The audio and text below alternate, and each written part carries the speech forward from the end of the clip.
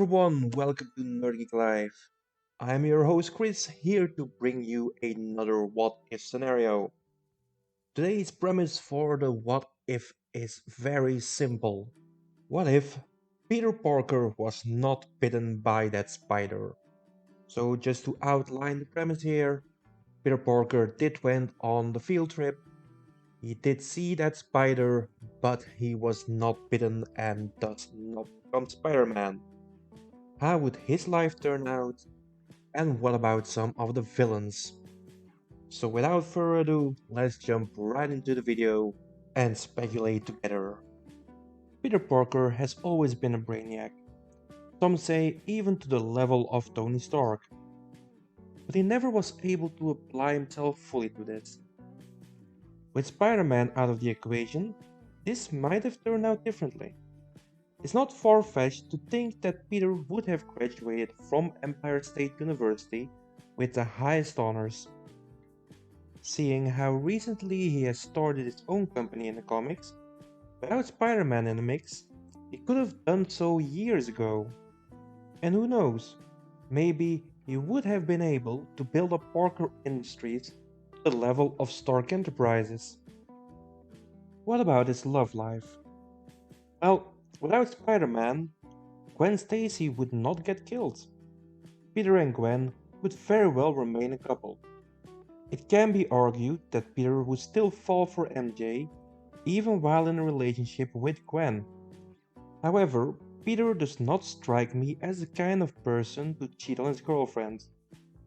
Given Peter's character, it is likely that he would remain with Gwen. But let's not forget that New York, in the Marvel world, can be a very dangerous place.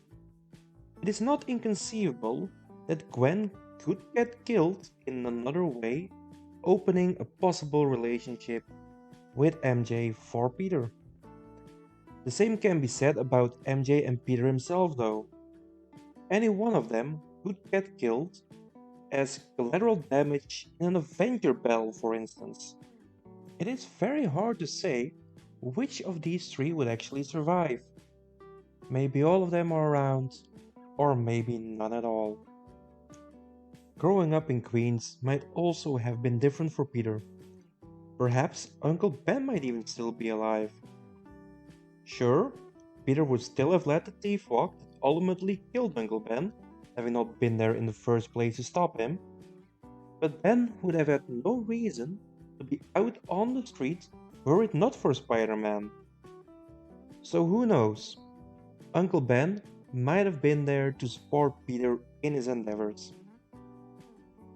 With no Spider-Man and Uncle Ben still alive, Peter would not have gone on to work for the Daily Bugle. Which unfortunately means no J. Jonah Jameson. Well, at least not in Peter's life. Maybe Jameson would focus on another vigilante. After all, New York is quite full of them. That said though, I doubt a character like Moon Knight or Luke Cage would put up with as much as Spider-Man did.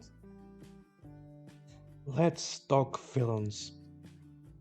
Norman Osborn became the Green Goblin due to a failed science experiment literally blowing up in his face. The compound he tried to create did give him increased strength and intellect, but the only downside is that it also made him self-destructively insane. As the Green Goblin, Norman tries to prove himself by killing Spider-Man. Without the Spider-Man present, Norman would still be a villain, but perhaps not the major threat he is today. I think it more likely that he might end up as a B-list villain for another hero. Otto Octavius was a well-known scientist before the accident that made him into Dr. Octopus. He had a similar background as Peter, with being a top-grade student and bullied during his school career. After school, Otto started working in atomic physics. He designed the tentacles to help him in his research. During an accident resulting in an explosion, the arms became fused to his body. This process also damaged his mind. For his first act of crime, he took the staff of the hospital where he was bought hostage. It was Spider-Man who foiled his plans, although actually beat Spider-Man in this instance. That set up the constant rivalry between the two. Now, what might have happened had another hero shown up? A hero like Daredevil or Iron Fist might have been able to defeat Otto first go around. I don't think Otto would have felt the need to compete so strongly with another hero as he did with Spider-Man. After all, Spider-Man was his match in intelligence. Daredevil or Iron Fist could not compete on that level. Otto might turn out to be a bigger threat to another street level hero than he is for Spider-Man, mostly due to his intelligence. Recently, perhaps the best known Spidey villain has become Venom. Now, Venom made his debut in the crossover series Secret Wars. In a lab with Hulk and Thor, Spider-Man activates a machine that he thinks will repair his costume. A black orb falls out of the machine.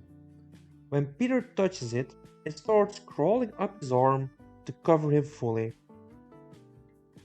This becomes Spider-Man's famous black suit. Now, we didn't know it at the time, but that black orb and suit turned out to be the Venom symbiote. If Spider-Man hadn't activated the machine, there would be no Venom.